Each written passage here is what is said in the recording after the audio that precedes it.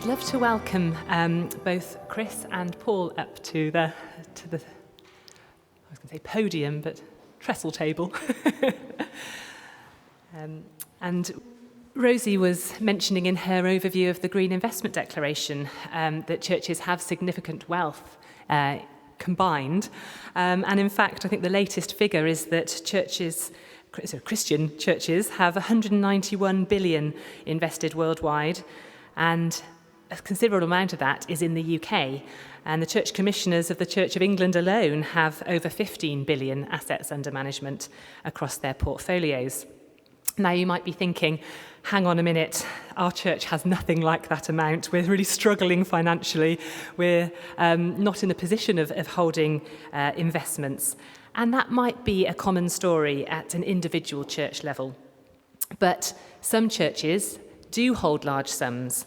And once you start to broaden out and look at diocesan and denominational level, they can often hold hundreds of millions.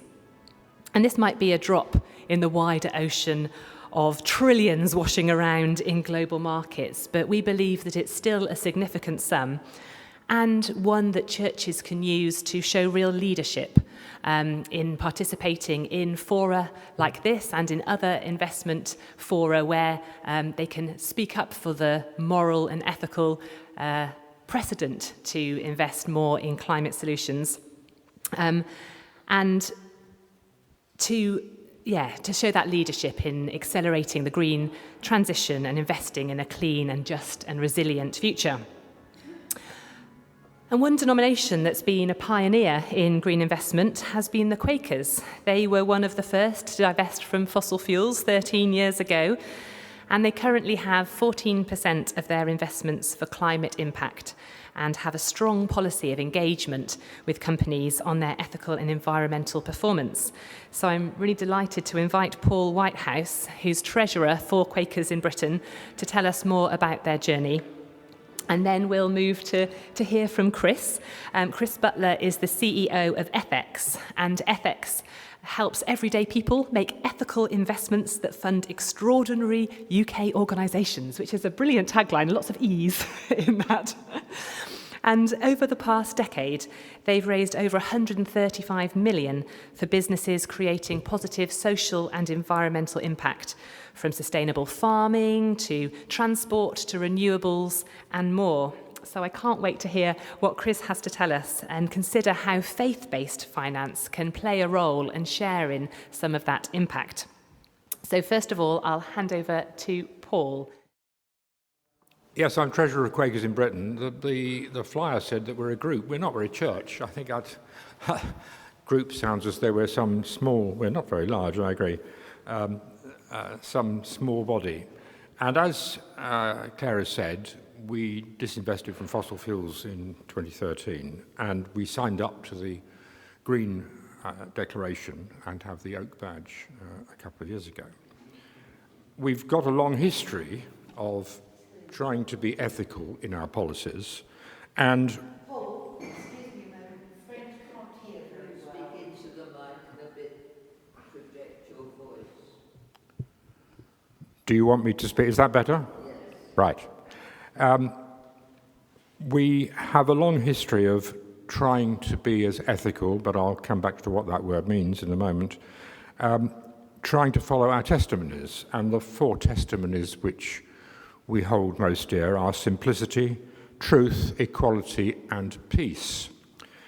And when we disinvested from fossil fuels, we had for some time had a segregated investment portfolio with a large investment manager, designed specifically for our purposes.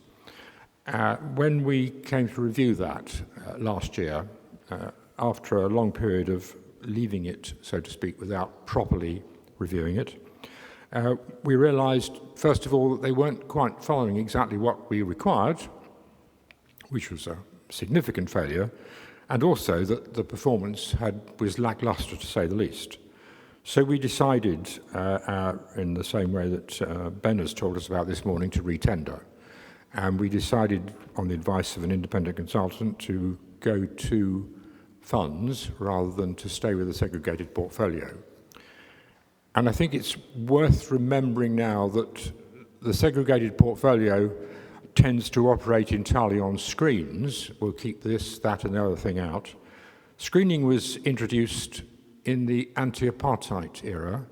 That was the first time that it became a way of doing things to change, and it's comparatively simple to make a decision to choose that Company X does or does not do business in South Africa. But nowadays, things are much more complicated than that. If we take, for example, an interesting thought about conflict, peace is one of our testimonies. We are very keen to ensure that we do not invest in companies which profit from conflict. So should we exclude pharmaceuticals and any firm that makes dressings? And the answer is no. Even though their profits will go up when you need more antibiotic and more dressings in places where there is conflict. So it's not an easy answer to say, well, it's simple. You look and that's where they are. That's no good. And one of the things that we're doing with our new investment managers, which are Royal London, we chose them not just because they have a good ethical track record and a good performance record, but also because they have a strong policy of engagement. And while we in Quakers have a policy on engagement where we've been doing some of the work ourselves, they have a much louder voice because they speak from a base of billions of pounds, which means the companies listen to them. And they were able to tell us about 2 instances where they had engaged within the last 18 months. One was where a firm in which they were invested, a firm running conferences, nothing wrong with that, but the firm running the conferences then acquired, as firms do these days, another company. And their business was principally running conferences for arms fairs. So they engaged. It wasn't only for arms fairs, but it was a substantial slice. So Royal London engaged with them and pointed this out, which is not something they thought about, and they disinvested. So you can actually get somewhere if you try. And then last year, Royal London were the driver, one of the drivers, not the only one, working with others to persuade Microsoft to withdraw the use of Azure from the Israeli Defense Force. So you can achieve things. And what we've managed to do since we've been with Royal London is to suggest to them, and they have agreed, that they should run a round table to which they will invite us, other like-minded clients of theirs, and gave us the opportunity to invite NGOs that might have specific knowledge about conflict. Going back to that, you've got to start somewhere, so we're starting with conflict. Can we do better at avoiding companies that profit from conflict? And so I've talked both to the Campaign Against the Arms Trade and the Quaker Conflict Minerals Group, and both of those bodies, which are much more into the detail of this than we are, or probably anyone in this room, are going to come along to that, and we hope may be able to point the finger at a firm and say, well, actually, on the face of it, that's a perfectly valid company, but did you know that, whatever it may be? And then we can take that forward. So we feel very strongly that engagement is a very important part of our work on investment.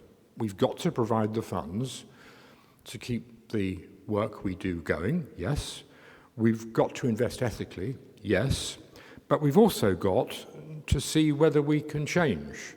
And while disinvesting from fossil fuels was a decision we made because there didn't seem any point in trying to engage with a firm that is doing something that is completely contrary to what we do, once you get into the grey areas, then there are enormous opportunities. And I hope that those of you who have decisions to make in this area will be able to take advantage of some of that. One of the reasons for engaging, by the way, and it's important, is that there is criticism that investing in the secondary market is nothing more than just putting your money there and hoping for the best. And if you did that by itself, then that would be right. But if you engage with the companies you invest in and can get change, then it becomes worthwhile. And that's why I think being with a big manager with a large amount of money under management who can actually get in to talk to people in the big companies, the really big multinationals and some of the tech companies in America and so on, makes an enormous difference. Just to disclose fully and then to mention a point about this, we have £35 million under management. 75% of that is with the Royal London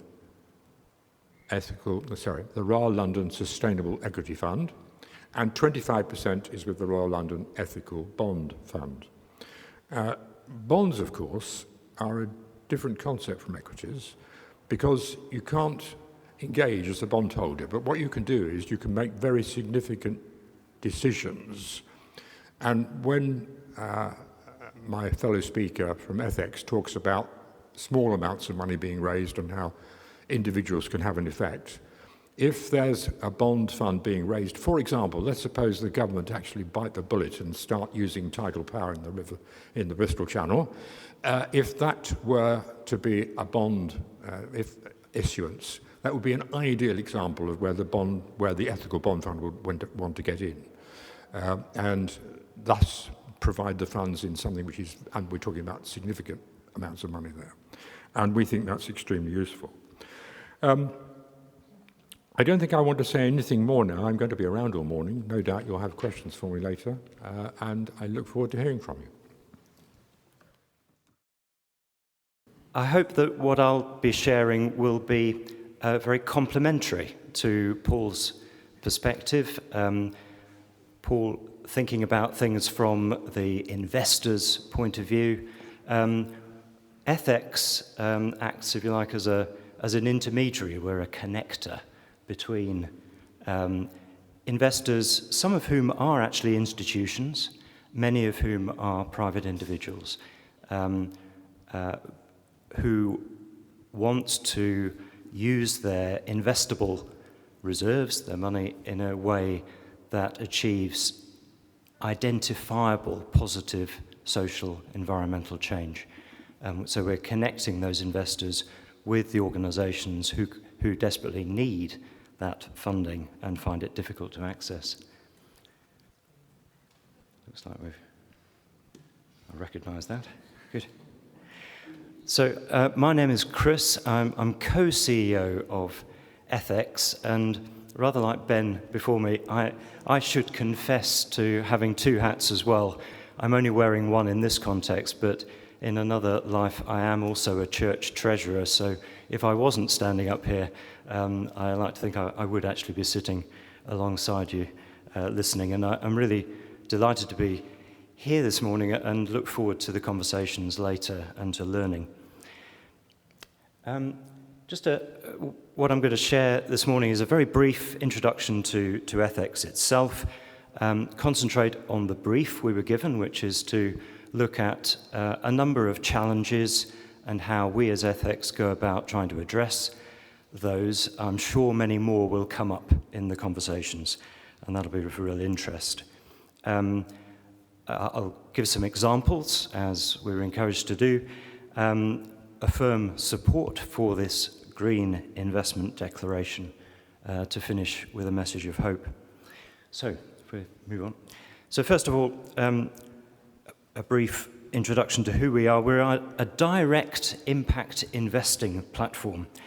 So what does that mean? As I say, in today's context, I describe us as an enabler. So we're connecting enterprises that generate clear environmental or social impact, or both, with investors who want to use their money to that end. If we move on. Now, unusually for the financial services sector, we're a financial services company that itself is not for profit. We're a company limited by guarantee. We actually have no shareholders. The investors in Ethex itself, our funders, are some very well-known social investment institutions that I'll introduce a little later. We certainly, I think, are in no danger of being described as fat cats in the sector.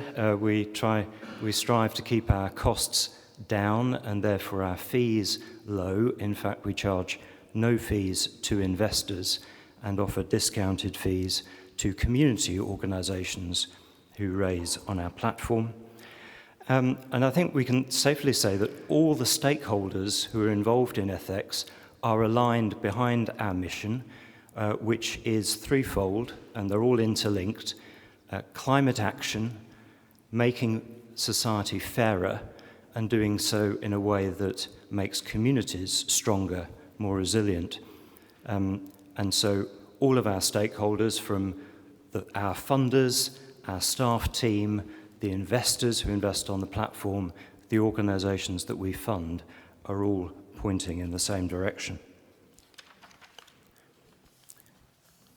So we've been in existence for about over 12 years now, and cumulatively, the sums raised, yes, as Paul mentioned, individually, those may have been relatively small, but cumulatively are now starting to add up to really quite meaningful large sums. That 135 million would actually be 185 million if we include Energise Africa. I won't steal Ray's thunder, he'll be speaking later, but Energise Africa was founded as a joint venture by Ethex in 2018 and is now a wholly owned subsidiary of Ethex. 29,000 investors is a good number.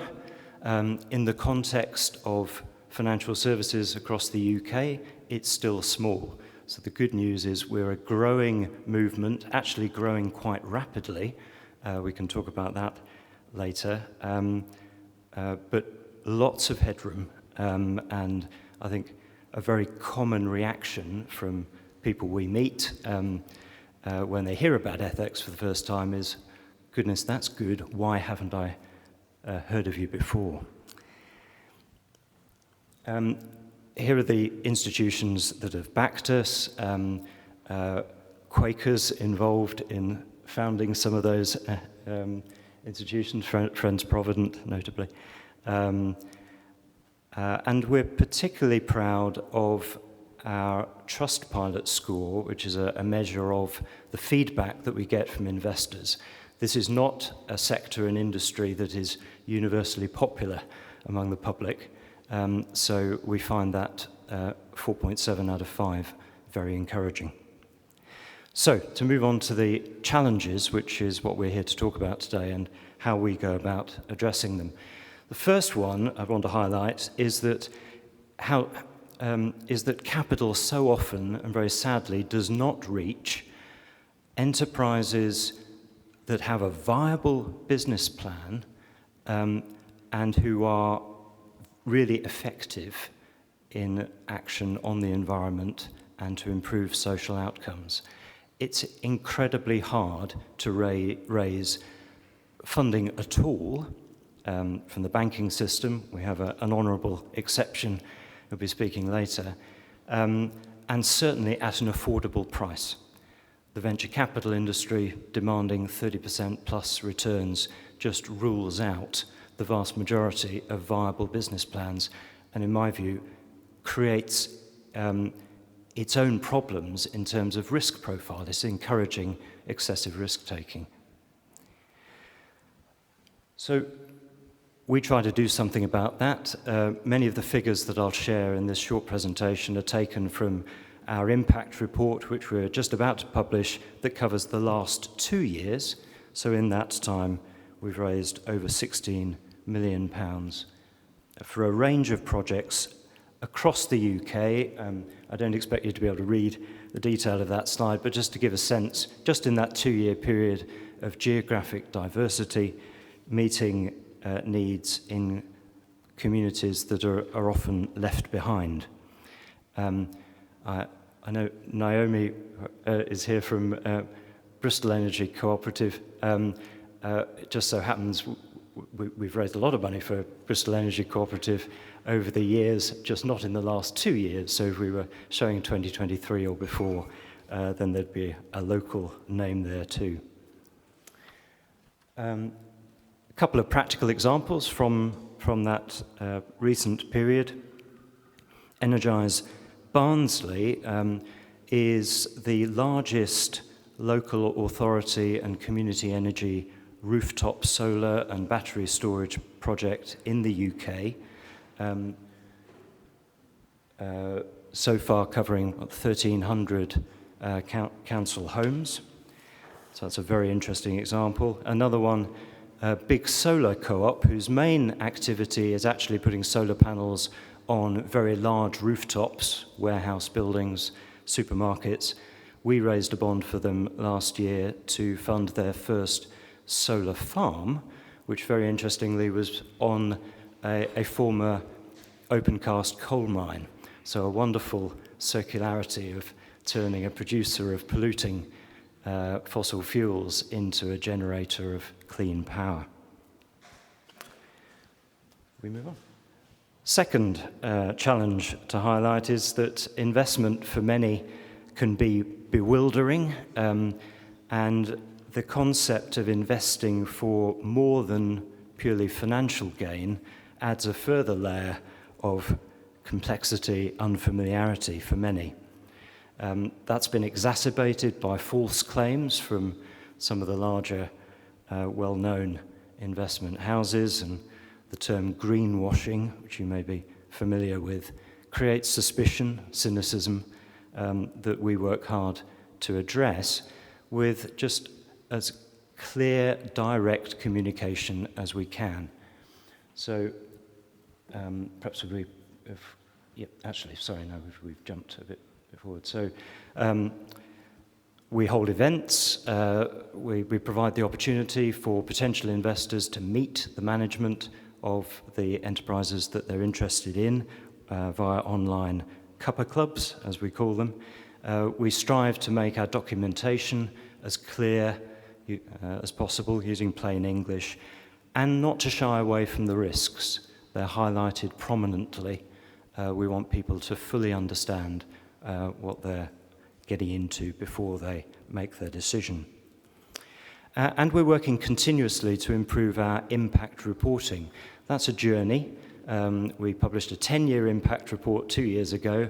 Now we're into a 2-year one, and our firm intention is to make that an ongoing live service that we can provide our investors, so they really get that information in real time.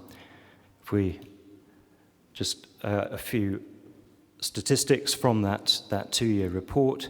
So we're trying to express these the impact that the investments are generating in terms that people can clearly understand. So not just talk about power generated, but what does that mean in terms of homes, equivalent homes powered, CO2 savings,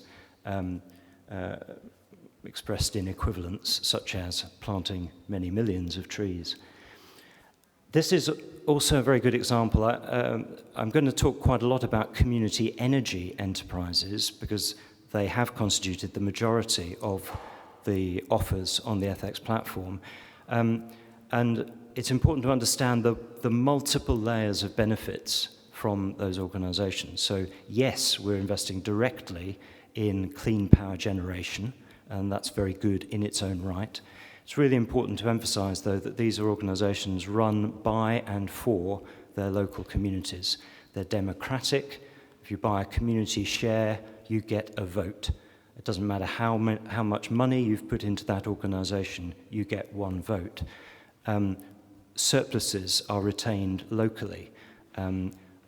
Very often the users of the electricity will be local, and they benefit in reductions on their electricity bills.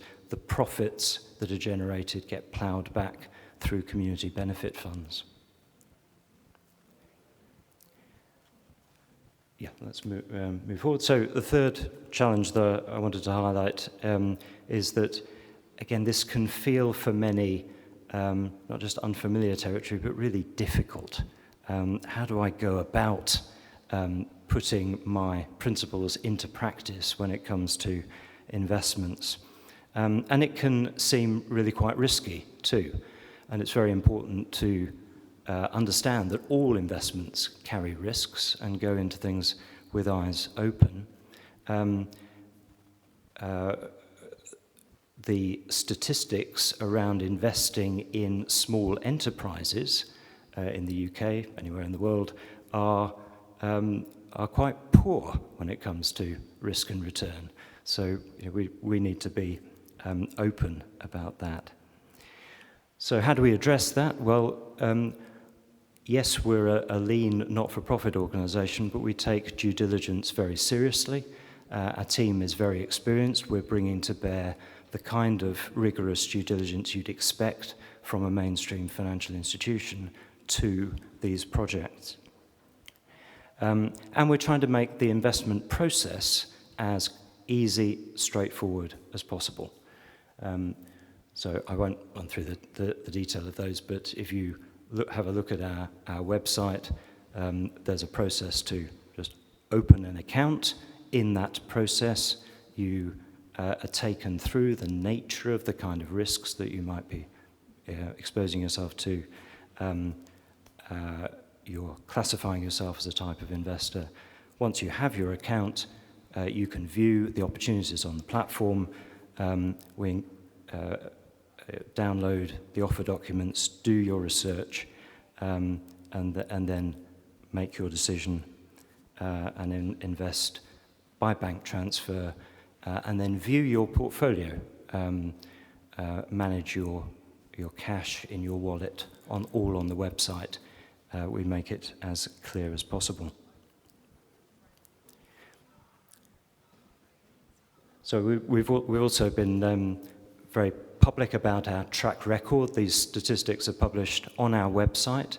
And although I mentioned that overall investing in small companies can be quite risky, actually our experience of community-run organisations has been that they have proved remarkably resilient.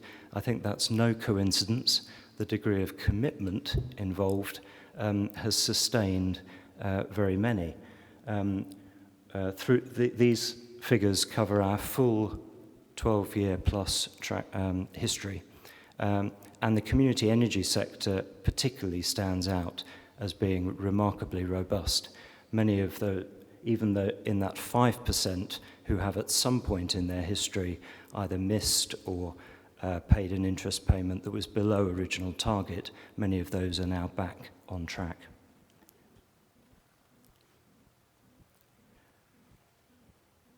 And that experience that we try to give investors is reflected in the feedback and our Trustpilot score. So I'm conscious of time. I want to give plenty of opportunity for questions. We can talk in due course about specific opportunities that are on the platform now or have been. Just very briefly, these are some of the offers that have already closed so far this year. Solar for Schools does what it says on the tin. They put solar on schools, but interestingly, they combine that with a very impactful, effective educational program for the children in those schools. Ethex was a recent venture into wind turbines in Wales. I should perhaps whisper Bath and West in this company, given the well-known sporting rivalries. Sustainable Energy 24, that's a London-based organisation. Many of these entities in London have been very small, actually, and quite fragmented. They are growing and starting to raise money nationally. And this is a snapshot of offers that are currently on the platform. A couple of community energy organisations there, Low Carbon Hub in Oxford, putting battery storage into a solar farm. That will be a growing trend. And also a couple of offers in other sectors. ICOF Community Capital, they are a community development finance institution that provide affordable loans to community and small businesses that struggle to access those loans from the banking system. Salad Finance is another CDFI that provides affordable loans to individuals who might otherwise fall into the hands of loan sharks and into a downward debt spiral. So there's a range of sectors on the platform. If we just can rattle through the rest. I just wanted to emphasize that it seems to me that church-based investors have very much in common with the other investors on the Ethex platform and the people we talk to. There's a shared deep concern about the climate crisis, a desire to campaign for action, a firm commitment to do something as individuals and organizations, and a seeking, a desire to look for ways to use money effectively towards those aims. So I really just wanted to leave you with a message of encouragement that, yes, I've talked about Ethex because that's our organization, but that there are channels open, that there are ways and means of putting those principles into practice and delivering on the ambition of this Green Investment Declaration, an opportunity for churches to join what, in our experience, is a growing movement with real momentum.